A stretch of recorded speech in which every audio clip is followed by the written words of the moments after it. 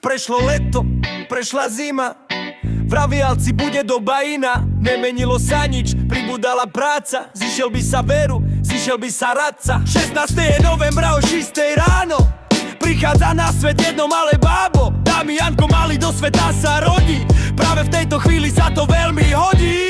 Možno príde skôr domov z roboty, nakrmi malého, uvarí dobroty, okúpe obleče, nakrmi a uspí. Zatvoria sa dvere a do práce sa pustí. Kedy asi prídeš, aby som len vedela? Pýtala sa jeho žena, tá pri okne sedela. Daj mi ešte takých 10 minút, prosím, potrebujem to zabrusiť, veď to v aute nosím. Každý deň tá istá obohratá pesnička, je stále rovnaké ako Morho básnička.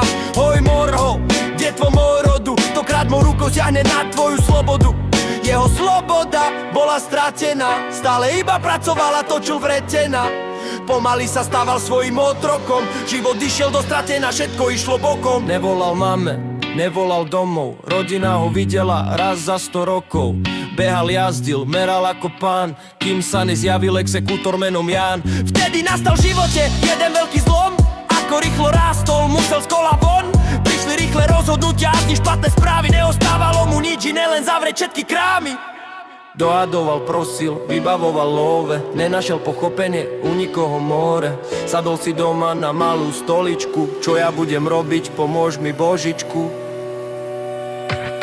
Ale Boh mlčal práve v tejto chvíli, čakal čo spravím, či naberiem novej sily. Sklonil hlavu k zemi a horlivo prosil, pomôž mi Pane! Málo som ti nosil, premýšľal, nespal, chodil hore dole, hľadal riešenia, mám to ty vole.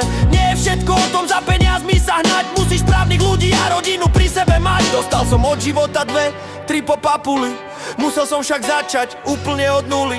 Pýtate sa všetci, čo sa vlastne stalo, bohužiaľ všetko ma dobehlo, všetko mi to vzalo, všetko mi to vzalo, všetko mi to vzalo.